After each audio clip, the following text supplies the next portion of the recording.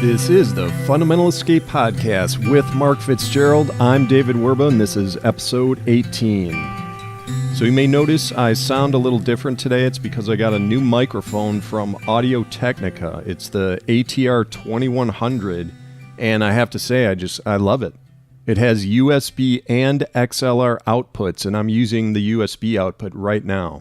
It's also dynamic range, which I think is a much better option for podcasters because condenser mics tend to pick up too much background noise, and they're much more expensive. The list price for the ATR 2100 is about $80, but you can find it on Amazon for about $40 to $50 sometimes, so go check it out. So today's guest is Jimi Hunt, who is an author, a motivational speaker, and the founder of the charity Live More Awesome.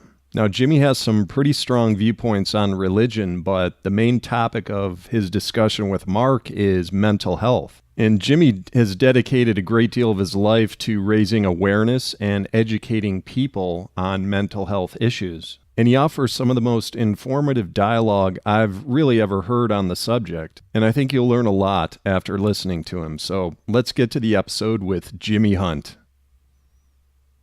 Welcome to the Fundamental Escape Podcast. I am your host, Mark Fitzgerald, and I'm here today with Jimi Hunt, who is a fellow Kiwi. Do you want to introduce yourself there, Jimi? Sure. I'm sort of a man who does many things, but mainly I am a co-founder of a charity called Live More Awesome, and we are a mental health charity with the main aims to raise awareness for mental health, reduce the stigma associated with mental health, and inspire people to ask for help. Awesome. Cool. Yeah, so I was really keen, as I say, because I've, been checking out your videos over the last week and things like that. One of the things that does become quite clear is your sort of openness and honesty in regards to mental health, which I think is fantastic. I struggle with mental health myself, so I'm diagnosed as bipolar, which was, something that was a label put on me back in 2008. It is definitely a huge stigma. And I guess I had sort of mixed feelings about today. I was like totally excited to talk to you, but at the same time, there is a huge vulnerability, because as you say, there is a massive sort of stigma out there. So, I guess for those who would listen to this who, aren't aware of Live More Awesome, do you want to just briefly kind of go through the origin story of how it began and where you guys are at today? Yeah, sure. I mean, we, my best mate Dan, he helped me go on an adventure 4 years ago now, where I did a thing called Lilo the Waikato, which basically was I swam a $7 inflatable mattress 425 kilometers down New Zealand's longest river. And when I finished that, I realized that the way that we speak about mental health is just wrong. And we needed to have more honesty and more openness about it. And so Dan and I sat down and decided to start a charity. And so we started Live More Awesome. And then, we've done a few things around the traps, but, what we're kind of, I guess, most known for is we built the world's biggest water slide. And, people might say, what's the world's biggest water slide got to do with mental health? Well, it ticks a lot of mental health boxes. It gets people outside in the sun. Vitamin D is great. Gets them exercising. If they want to ride the slide, they've got to walk their ass back to the top. Surrounds themselves with really good people. Such a great community. Gives you yahoos, which is something that we just lack as adults. And a bunch of other things. But the biggest thing is that it gives us a platform to talk about mental health. And so, in our 3 years, we have had tens of millions of dollars worth of media and publicity off the back of the stuff that we've done to start mental health conversations around the world. Basically, the only way that we can actually reduce the stigma, is to have as many open and honest conversations about it as possible so that people realize that it's just a normal part of life. Yeah. For me, like on the subject of stigma, I think I'd be interested in your thoughts, I guess. Like, I know there's obviously the issue of like outside stigma with people who don't struggle with mental illness, such as depression or bipolar or whatever it is. But then there's also the internal struggle that we face as well that I think is probably more important to talk about, I think, because it's like us being okay with us, like, Absolutely. Are you able to kind of elaborate on that a little bit in your own sort of story and how like you've sort of come to terms with yourself and where you're at, sort of thing? Yeah, well, I mean, I think we'll start on the outside stuff because that quite often determines the inside stuff. In the fact that you said before that you felt vulnerable by discussing this today, and so the main reason that we're afraid is we're afraid of discrimination from the general public. We're afraid of being judged. And that was something that I was absolutely, I at the time, I felt like I was the only person in the world suffering from depression. I was so alone inside myself. And the reason that I couldn't tell anyone about it was I thought that my business contacts wouldn't want to work with me anymore. I thought my friends wouldn't want to hang out with me anymore. And so, and that's basically because you think that society thinks that way, and some of them do, which is the most unfortunate part. But a lot of them don't, and so my thing was when like it was quite a crazy situation for the fact that the first time anyone outside of my immediate family knew that I was and had been suffering from depression was a segment on a TV show called Close Up, which was prime time TV1 New Zealand, and they did a story on me and everything that was going on, and I was so scared. I was sitting on my couch by myself crying because I was afraid that all those people would judge me and not want to hang out with me anymore. And then what was the actual truth of the situation was that I actually received nothing but love from strangers, from friends, from family. And so it was my own personal perception of the stigma that stopped me asking for help. But then when I did, I realized that there was help out there and that people would actually care for me. Yeah. Oh, yeah. No, that kind of ties into something I wanted to say, which was, as I mentioned, it was my twin brother who got me onto your website, Live More Awesome. And one thing, as I say, I had a hypomanic episode back in 2008, and it was really intense. I was, hospitalized and things like that. And, one thing I just love about, my brother, for example, was that he didn't treat me any differently before or after the diagnosis. And that was just, to me, that was a lifeline, to say, hey, you're still my brother. You're still annoying. Yeah. Well, I think that's the one thing. Like, people ask me, all the time, what can I do for the people in my life with mental illness, whether it be anxiety, depression, bipolar, whatever. And there is really only one answer, and that is show them unconditional love. And that's what your brother did for you. And that's what some people close to me did for me. And it's only when people feel safe in the fact that no matter what happens to them, no matter what this mental illness makes them do, they will still be loved. And then only then can they have the confidence to start, finding solutions and working through it. Oh, absolutely. Absolutely. My podcast is largely sort of faith and spirituality. It's a huge part of my journey. And I think that when you grow up in that world, it's almost like added pressure in many ways. And there was something you said at your, I watched the TEDx talk you did, I think it was a couple of years ago, and there was a line you came out with towards the end where you said, people are inherently good and want to help each other. Yeah. And I was like, oh my goodness, I was just sold on that line immediately. And that just flies completely in the face of everything I was handed growing up, because, I was handed this idea of you're guilty and you're not inherently good and blah, blah, blah, and all this kind of, sort of stigma on top of all these other issues. And you're not even sort of given space to be human and to have questions or doubts or struggles or that type of thing. And the other video I watched, which totally kind of floored me, that was the one where you talked about, brutal fucking honesty, which not usually a word we use on this podcast, but, I just think it needs to be said, because it just carries I'll put a link to it in the podcast notes and stuff, because I do encourage people to check it out. But if you could sort of open up a little bit about that, and just in regards to, like, why do you think, with mental health or anything really,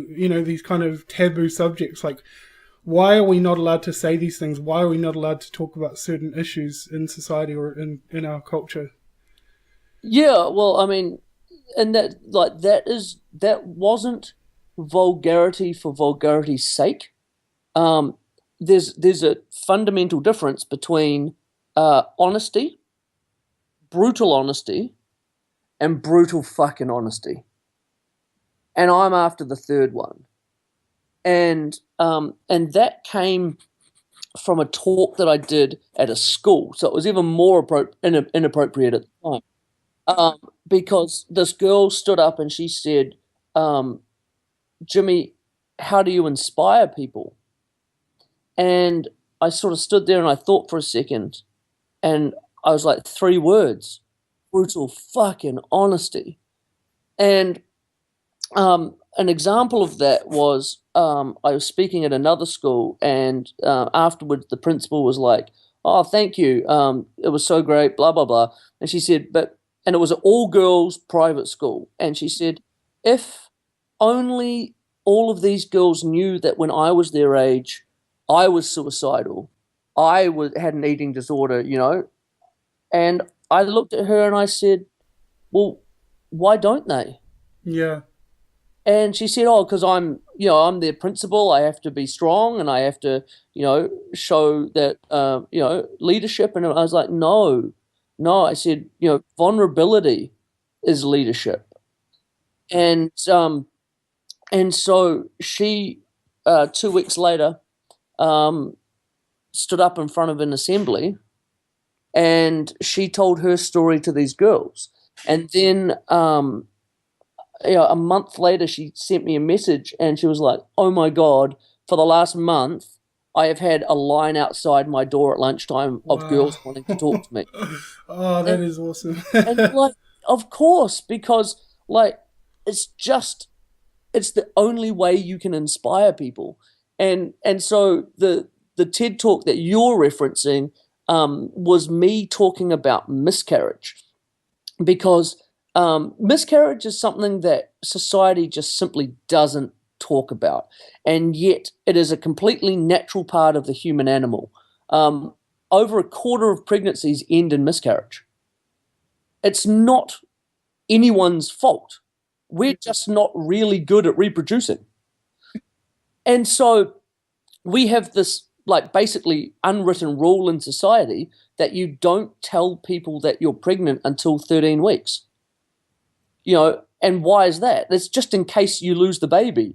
And then, because if you lose the baby and people knew you were pregnant, well, that would just be awkward for them, wouldn't it? And we don't want to make people feel awkward, do we?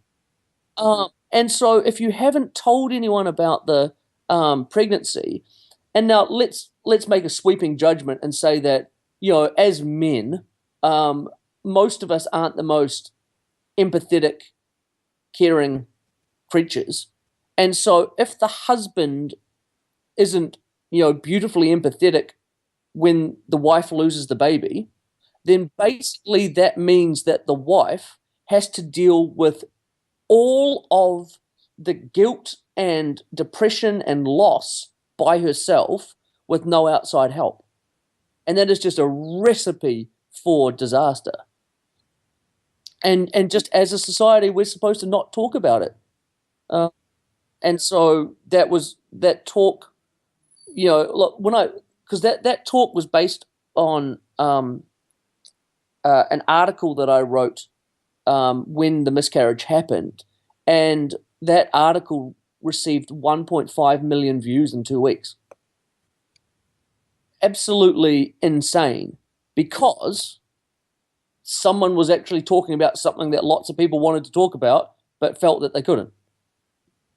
And that is how brutal fucking honesty can inspire people and, actually change lives.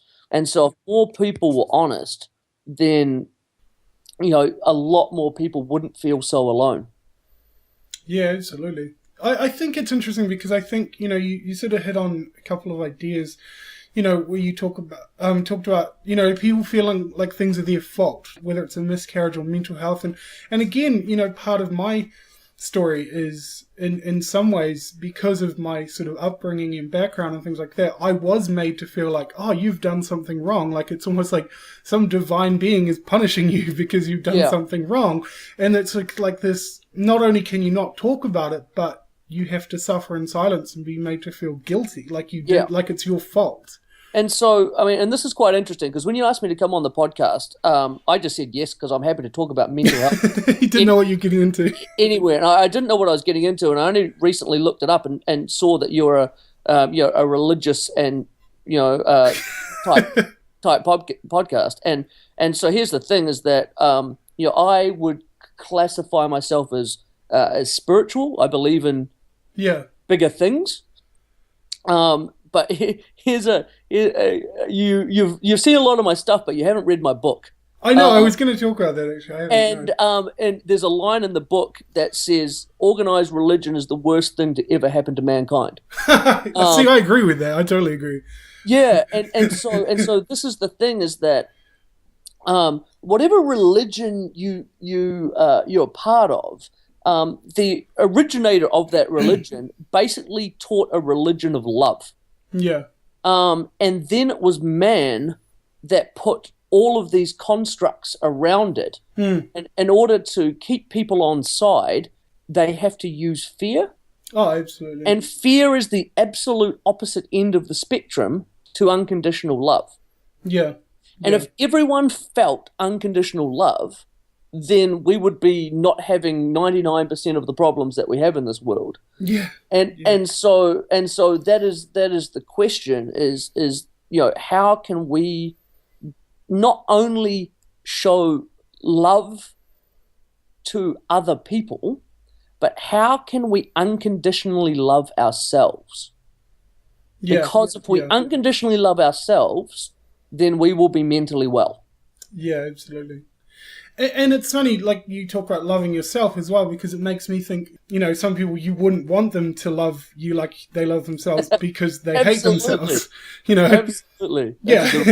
And it's interesting. I mean, I am grateful that even after you discovered what we talk about on the podcast, you're still coming on, because I really am genuinely grateful, because I do want to broaden the discussion. And it's funny, one of our most popular, it's by far our most popular episode of the podcast is with an author named Paul Young, who wrote a book called The Shack. I'm not sure if you've heard of that, but it sold like 22 million copies. Oh. It was crazy, yeah. And it's a little bit more than my book sold. Yeah. Well, they're making a movie of it at the moment. And he was gracious enough to talk to me, which was crazy. Totally crazy. I got in touch with him, but his book essentially, it's a novel, and it centers around the loss of a child. So the main character loses his daughter to a serial killer, basically. And he talked about how he purposely did that because he said I don't believe there's any loss bigger than the loss of a child, And, he gets these stories after stories of people who have lost their kids in car accidents and all this crazy stuff. And they're just like, your book saved my life. Like, all this kind of stuff. And so, well, we do fall into the category, I suppose, of faith and spirituality. we're not talking dogmatic religion, just to be clear. Like, a lot of these discussions we're having are people who've been burnt out by religion, kind of been through the system. And, I think, and again, since we're on the topic, I didn't want to dive too deep into that subject, but, you seem happy to chat about it.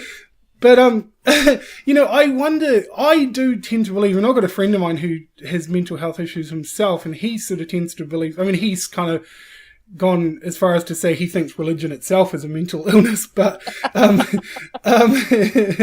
there does, in all seriousness, there does seem to be a correlation between religion and mental illness, and I just wonder if you've kind of picked up on that over the years. I don't think I have. Yeah, I don't really spend enough time with religious people to put that correlation together. Fair enough. No, that's but okay. I feel that the word you use, the dogmatic beliefs of many religious systems are contrary to positive mental health. Yes, yeah. Well, that goes right back to your quote that I threw at you, where you say people are inherently good. The Christian faith I grew up in says no, people are inherently bad. And you need Jesus to come and forgive you because you're a dirty sinner, And that's the atheist argument forever. Where do we get our morals from? Right. Do we get our morals because someone came down a mountain with 10 commandments? No, we inherently knew that it's not a good thing to go around killing people. And so to be told that you're bad is just unhealthy. So I would just be interested because I can't say enough. Like, I feel like I could do a whole discussion on that line. Like, where did you? How long have you had that idea? Like, was that a point you came to where you were like, "Hey, wait a minute, people are inherently good"? Like, how did you come to that conclusion? Yeah, so society tells us, and so it's not just religion. Like, it's now permeated into society because we're controlled by fear. We're controlled by fear in the media, the religions, and basically everything to say that we've got to be afraid of everything. But and the other thing on the other side of that is that we are a negatively geared animal. We have been biologically put together to be afraid that a lion will come and eat us. So we're always supposed to be looking over our shoulder. And you asked where that line came from. The line before that was something like, we feel that we are alone in this world. We feel that we have to look after ourselves. We feel that no one will help us. But the truth is we are not alone. People are inherently good. And so that came to me with that original Lilo adventure. And so the thing with that was that I was more than broke, and I couldn't afford the two things that I really needed on that trip, which was a place to stay each night and food. And so what I did was I got out of the river each night and I walked up to the closest house and I knocked on the door and I said, "Hi, my name is Jimi. I just happen to be liloing your river out here. Can I stay the night and have some food?" And for a person with depression and anxiety, that's a horrendously scary thing to do, but I really had no options. And my friend Mark and I had sat down earlier, and like the journey took me 11 days, swimming 10 to 14 hours a day. So I had 10 nights on the river. And we had sat down and we had figured that in order to get 10 people to let me into their house, feed me and let me stay the night, that I would probably have to knock on 100 doors. And even that at 10% is probably a good sales target, And so in the end, I ended up having to knock on a grand total of 10 doors. Every single person who I asked for help said yes. And this is sort of where, you've got to preface that with I was genuine and I was honest with them. I wasn't trying to deceive them in any way, shape, or form, and I had a genuine need for help, and every single person said yes. And so the question is, like, if I walked into a church and I was like, I need $100 because of this very genuine reason, and I wasn't, you can tell when someone's genuine and trying to scam you.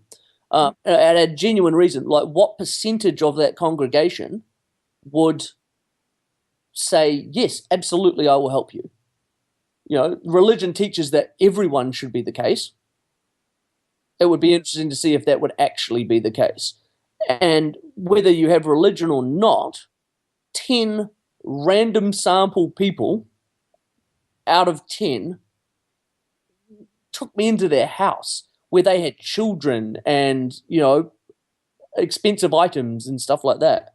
And so that just showed me, I mean, I got shown over and over again in many, many ways, but that one in particular showed me that people are inherently good and want to help you. Yeah. I mean, again, I just can't say it. And I feel like I could just expound on this idea all day.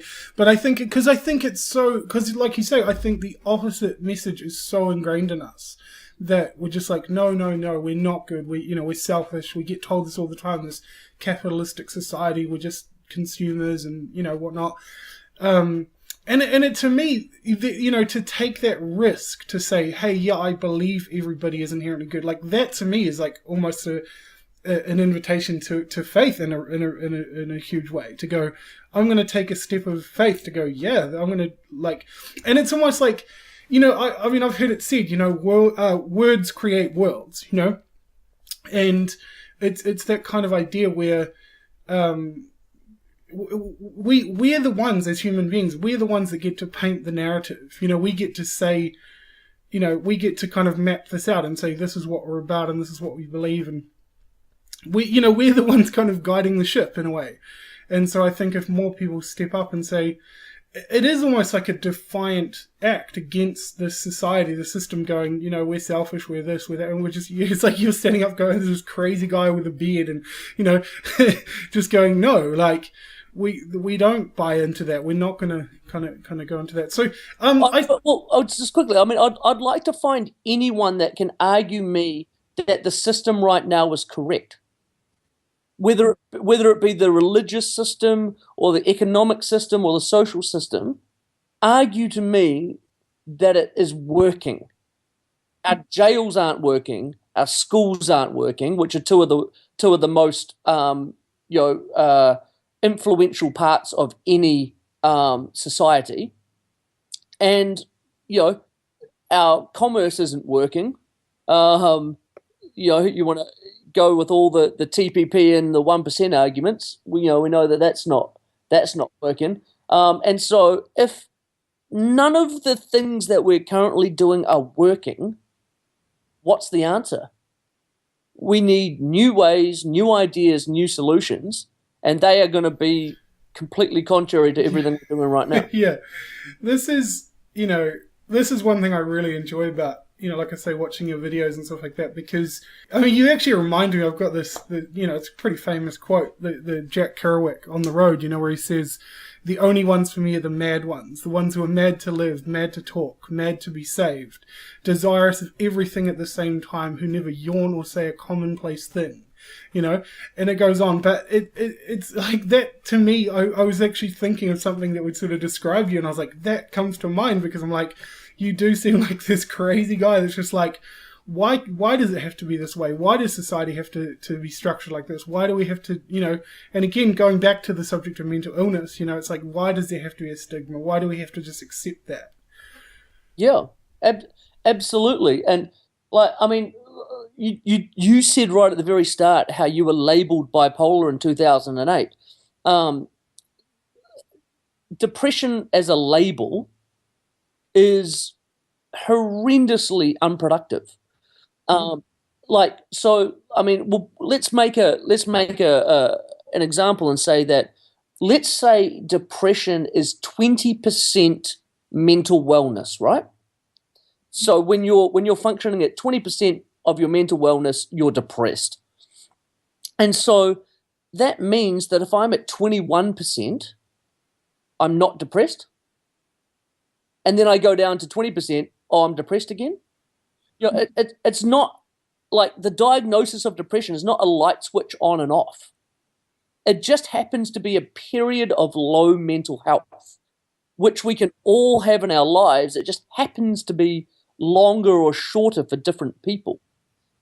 And so the question is not should we label them, but how can we lift the mental wellness of everybody in society? How do we move someone from 60 to 70, someone from 80 to 90, someone from 10 to 40? How do we move everybody up, not just label someone, oh, now you're depressed? Well, this is something that I love as well about, Live More Awesome, because as I check out the site and look around and things like that, there's this huge kind of ethos where it's like, we all have to look after our mental health no matter who we are, right? Yep. And, there's people that deal with things more than others and whatnot. And I just love that because it doesn't put people into a victim status where it's like... That's exactly it. Yeah. Exactly it. Yeah. I mean, I don't think I'm just trying to have a think through the website right now. I'm not sure you'll find the words depression, bipolar, or anxiety on our website at all. That's a good point, actually. I'm pretty sure you're right on that. Because it's mental health, it's mental wellness, and we are in this together, and we're looking to improve everybody's mental health. And there's, lots of things that can be done to do that across the board. Yeah. One thing I find, I mean, again, I sort of I did say at the beginning about sort of being labeled bipolar.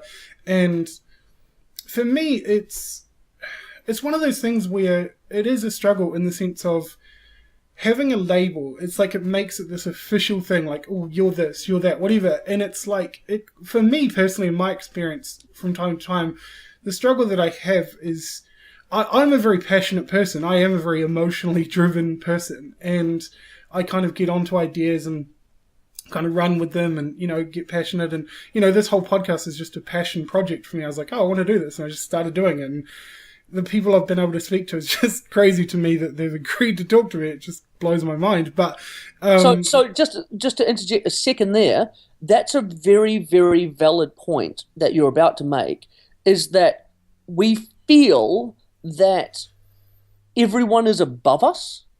Yeah. But when you reach out to a guy who sold 22 million books and you're like, oh my God, he's up there, and you say, would you like to come on my podcast?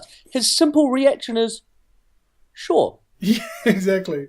And that's everyone. If we just reached out and asked more honest and open, we would get more absolutely yes answers from people. And yeah, totally. And I feel like I do feel a little bit similar to you in a sense, based on what I've seen, obviously, but you seem to be, to me, one of these people that doesn't see impossibilities. You just kind of go, why not? Why can't we do this? I built the world's biggest water slide with $0.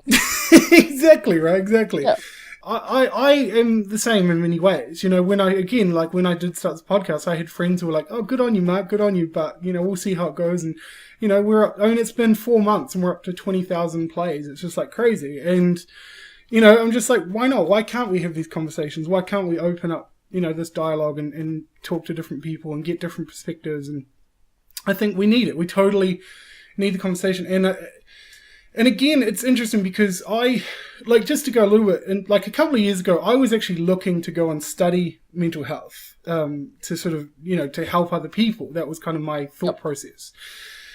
And I was going through the process of registering to study and everything like that. And I was like, yeah, totally keen. And then I kind of was just like, I had this kind of gut feeling of like, yes, on the one hand, I want to help other people, but on the other hand, I don't want the rest of my life to be defined by mental illness. So I had this kind of conflicting feeling, you know what I mean? Yep. And and again, I think, what I'm doing at the moment, I feel like is, as I say, it's a passion thing. It's something I feel very strongly about, and it is helping other people. And, Absolutely. even being able This to talk to. podcast will help more people than you studying mental health. I think so. And so, here's sort of where I'm at the moment, is that I was a voracious reader of research and everything that's going on, right? And then it was sort of put to me, and I realized that everything. Well, first of all, basically, mental illness rates are going up almost exponentially. They are horrendous, and so if everything that we're doing right now is ineffective, which it is if they're going up at that rate, then why learn about stuff that's going on that we've done or we're doing, because it's not working? The SSRIs, or antidepressant medication, has an efficacy rate of about 33%, which is in the margin of error with placebos, which come in at about 30%. And over 60% of SSRI studies are currently under investigation for bias from the drug companies, and not to mention all the ridiculous side effects that they have. And so if the treatments that we're doing, if the society that we have is causing more mental illness, then everything we're currently doing is ineffective and wrong. And so the only way to change that is to come up with new ways, new ideas, and new solutions. And you can't do that if you're biased with all of the information that we've been taught in the past. There's a great, so we'll go into some religion. There's a great Taoist saying, which is, a wise man is not learned, and a learned man is not wise. And so basically meaning that when you're given constructs to learn under, it's very hard to think of something outside of the box. Yeah, okay.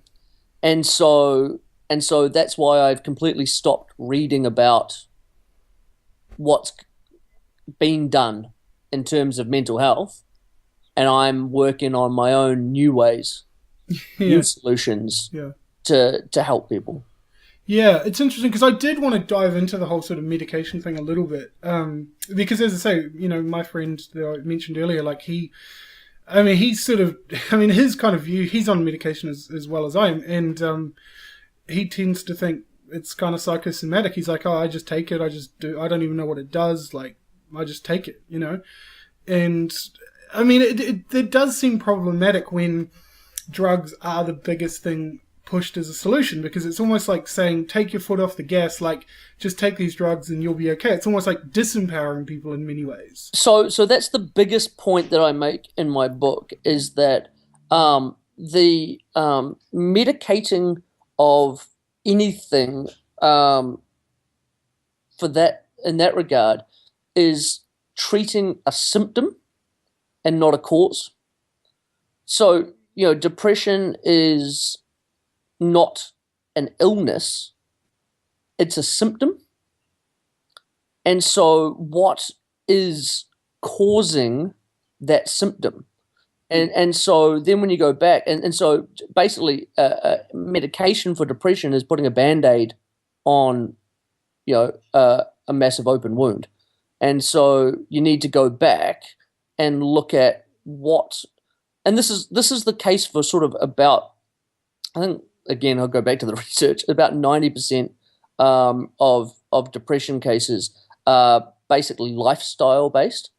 And this is what we eat, what we drink, how we live, the amount of stress we have, the relationships we have, as well as belief systems, and then events get put into that as well, and then not having the ability to cope with events, blah blah blah blah blah.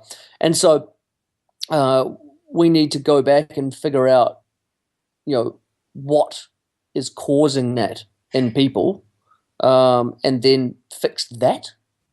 And basically the only use for antidepressant medication is to pick someone up off the bottom to get them into a space where they can then make those lifestyle changes. Because sometimes people are not in a place where they can actually make those changes. Yeah. And I agree. I think absolutely. I'm not suggesting that they don't serve a purpose at all. I think they totally do. But again, I think it's interesting. Like I said earlier, like the whole thing of words create worlds, and I think there's a lot of we talk about this sort of chemical side of things, and it's your brain and chemical imbalance and all that sort of thing. But then I also think, like, pragmatically and practically speaking, like, a lot of it is, kind of the tapes that play in our head, these messages of, like, you're not good enough, you're not this enough, this person's better than you, like, these kind of thought processes that I think we can change as well. I mean, I had as I say, I had the episode back in 2008, and then I was completely off medication for about 5 years. And then a couple of years ago, I had another sort of manic episode, and it was totally out of the blue because I got myself to this place of thinking, like, I'm totally fine now, and I don't even have to think about this anymore. And, it became such a distant memory that I was completely off medication for so long.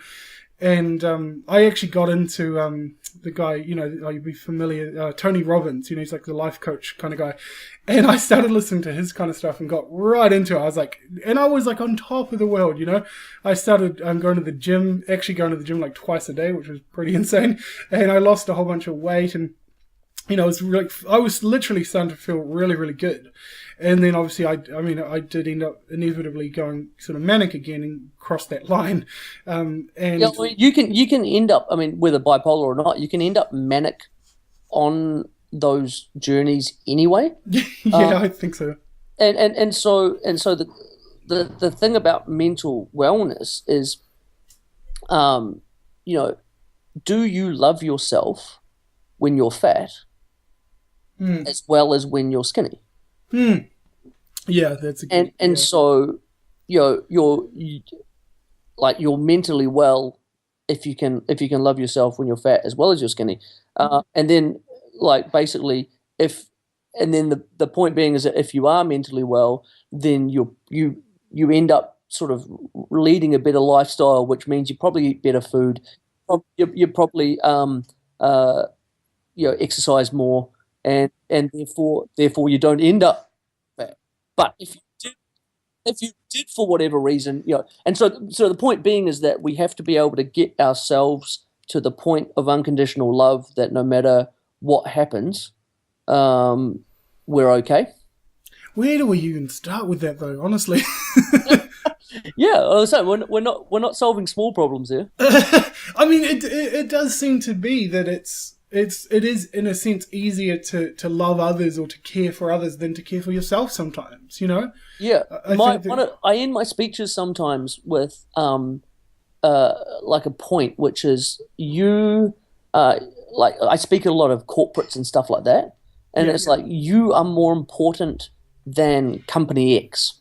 You are more important than your friends. You are more important than your family. You are more important than your children. Mm-hmm. You are the most important. You're more important than your spouse as well. And people sort of look at you confused.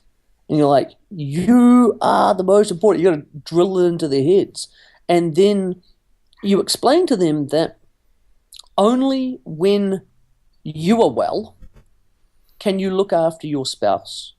Yeah. Only when you are well can you look after your kids and your family and your friends, and only when you are well can you do a decent job at your work. Yeah. Well, it's like in airplanes when the oxygen masks come down, they always tell you to put them on yourself.